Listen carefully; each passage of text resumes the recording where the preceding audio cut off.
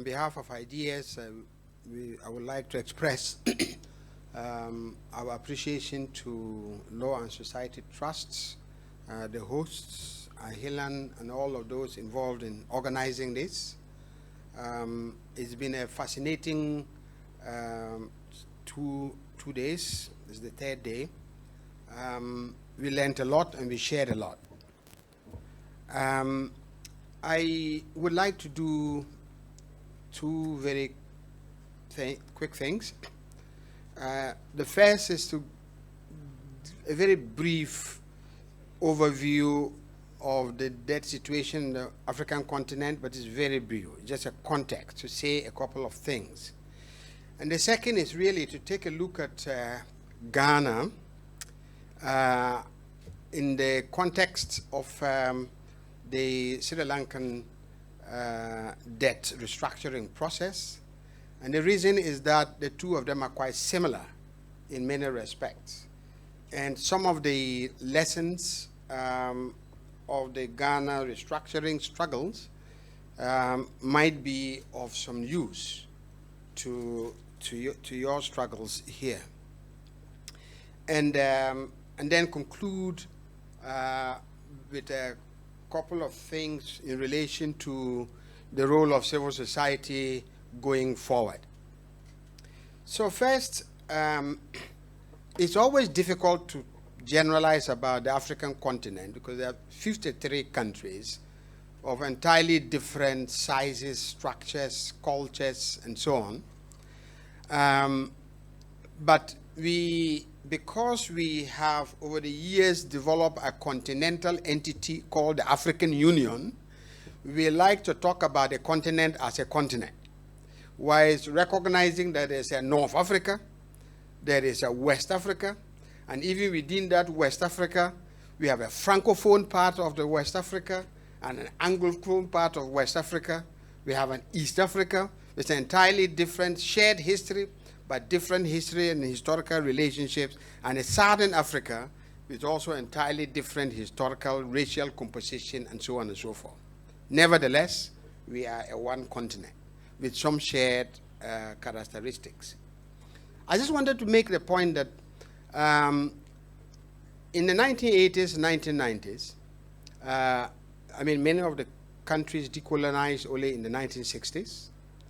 And as Chandru was saying, between that period, 1960s and 1980s, we had a world order that suggested that developing countries can catch up if they industrialize. To industrialize, we needed to build our infrastructure, fiscal infrastructure, but also social infrastructure. So international financing architecture was heavily organized to support this. This is the period of development financing. So either FDI, you were encouraged to come in, public expenditure would help to drive overall aggregate demand, and then when you borrow from concessional sources largely. Now, already by the 1980s, early 1990s, many of them were in trouble debt-wise, and partly because, and mostly because, of changes in the international commodity market. So the first point I wanted to make is that now, as in the past, most of the African economy is caught in this commodity trap. So when there is a commodity boom, there is a pro-cyclical expenditure, the economy grows, it means and countries borrow more. And then when commodity prices collapse, they are left to hold the pieces. Most commodity dependency, especially the ones with the worst impacts, are not only agricultural commodities, but mineral extraction. And so in the 1980s, 1990s, early 2000s, the continent went through a major restructuring, IMF-led restructuring process. But in that time, there was still the international world order was still sympathetic to the idea of debt reduction. And this is how the HIPIC and the multilateral debt relief initiative came in. And so many of the countries, after very painful adjustment processes, did manage to get rid of a lot of that debt, and it was largely official debt, just like, to repeat the point that Chandru was making. And so by the early 2010s, many of these countries had quite a bit of space to borrow some more, and also to spend domestically. Now, the expectations then from the adjustment period there was that it was a badge of honor to move rapidly away from dependence on official development assistance to entering the market. And so from 2010, much of the continent, many of them having rebased their GDP, that means they raised their GDP levels, largely because of three factors: a new renewed commodity boom, but also the entry into the African development scene by China. And so, as a result, economies started to grow and made it even more attractive to borrow, and they started to binge this time on international private bonds. And so within a period of 10 years, even just 8 low middle income countries managed to issue up to 100 bonds, most of them short term to medium, only about 4 of them over 20 years, at interest rates initially around 7%, and at a later time, a country like Ghana was issuing bonds at close to 30% coupon rates. And that started to repeat itself. So, and so, just like Sri Lanka, Ghana became the debt profile of Ghana became fundamentally changed, in which a large proportion of the debt portfolio is debt owed largely to the Eurobond market, issued at the Eurobond market. And so many of the countries, so we have on the continent nearly 14 countries at a high risk of debt default, and even more at a moderate rate of debt default, and the default risks are increasing across the continent. And I wanted to make the point that the driver for this debt distress is not so much domestic expenditure, because many of them have very low expenditure to the GDP rates over many periods. Only Ghana has been stubborn. Ghana, Zimbabwe, and Kenya have been stubborn, even throughout the period of structural adjustment, to maintain a budget deficit levels higher than 5 to 6% for many years. But it's also one of the reasons why the Ghana and Kenya and later on Ethiopia became the success stories of the adjustment. And this is partly because public expenditure was maintained, but also that there was an attraction of investment largely from China and others into the infrastructure area. So now we have a situation where Ghana, like Zimbabwe, Sri Lanka, defaulted on its debt. Started with its external debt. It can no more pay. It issued a bond for 35%, and nobody patronized that bond. So it was clear that it had come to the end of the road on this. The credit rating agencies basically rated it as junk, and so that brought a screeching halt to the private capital market binge in Ghana. So what has happened, and why is it so similar to Sri Lanka? First, as I said, a similar structure of debt. 40 to 50% of debt, the sovereign debt, is owed to private capital markets, mainly the Eurobond market. The second is that they defaulted just about the same time. And thirdly, they applied to go to the IMF also just about the same time. Sri Lanka has an agreement Ghana only has a staff level agreement. But that staff level agreement, which is not made public in Ghana, but in many ways, as a result of the steps being taken by the Ghanaian government in preparation as part of the steps towards a board agreement, suggests the things that might be in the staff level agreement.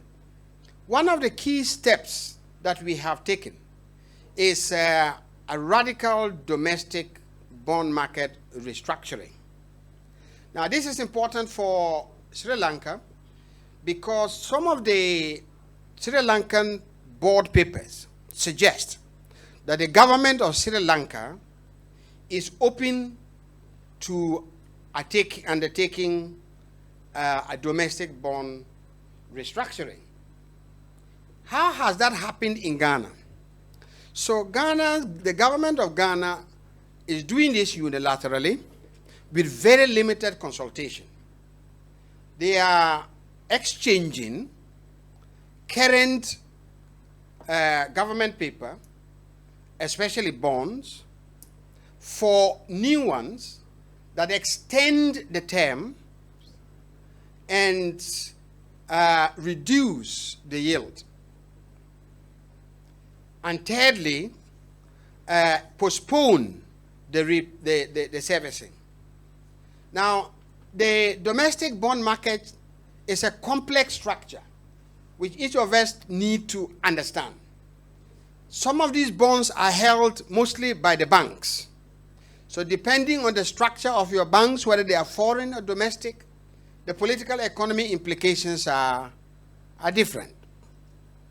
Some of the bonds are held by pension funds. So in the case of Ghana, it's a major, one of our biggest forced long-term savings instrument are pension funds and social security savings. Social security, but also insurance savings. So the local insurance industry and the pension funds are also caught up in that restructuring.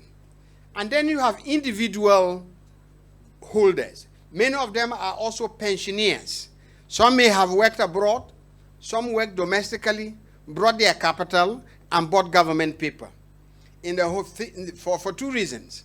Either that they are investing so they can get a flow of income, or that some of them for patriotic reasons to support national investment. So they are all in trouble, one way or the other. So that domestic debt restructuring process is generating a lot of tension in Ghana. Now, the IMF says in a policy paper that countries should actually try and avoid domestic debt restructuring if you can. And they compare it to a brutal surgery. And you only do a surgery when there's no other way of treating yourself. Because when you cut yourself up, you create other problems that are difficult that then generate other new problems. So you want to avoid being cut up. So they say so. And there are a number of reasons in their paper that they have explained. One of it is that, well, your banks will take a hit. So when your banks take a hit, it means that there will be a direct and indirect impact on the ability of the economy to grow. So because credit will reduce. Secondly, when they take a hit, in order for them not to collapse, they have to be recapitalized. And somebody has to pay for that recapitalization process. That's the taxpayer. So you have an expensive process to save your banks from collapsing. And then the third is that it really damages any trust in the government instruments. And how does government finance development if the people rebel and refuse to buy any more government paper? And so on and so forth. Now, I raise a few because you can do your own analysis of the implication of a domestic debt restructuring. When it becomes totally necessary to do it, there are lessons to draw from. A colleague of ours who was making a presentation was giving us a couple of examples. So one of the so-called successful example is Jamaica. But in the Jamaican case, it took a lot of civil society consultation and involvement, and an engagement between the citizens and the state on the basis of transparency to monitor where government expenditure actually goes when you do this major restructuring, but also to ensure that debt reduction does not lead or increase domestic inequalities and inequities. Without that strong civil society engagement with the state and a transparent attitude of the state, the tendency would be that the burden sharing will be inequitable, that the elite will take their resources out, that there will be fire sales of public assets, and that there will be major damage to workers' savings. Therefore, it is possible, but there's conditions. If we can avoid it, we avoid it. In the Ghanaian case, we have had individual bondholders organize and protest, so they have been removed. Workers organize and protest, and they have been removed. And others are also organizing and protesting. The banks can't quite protest because regulatory pressure will bring to bear on them.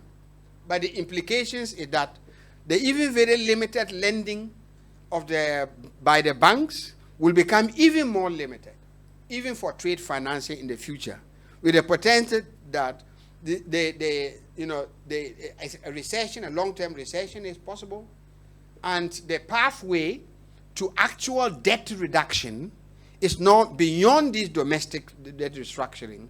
It's not clear because the external part of the restructuring, just like Chandru said, which requires bringing together a lot of private and creditors of all sorts, coordinating that. That coordinating mechanism is weak.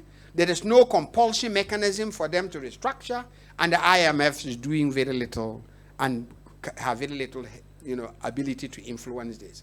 So the last message is avoid it if you can. If you cannot, then you have to be part of the process of doing this systematically and deliberately. Thank you.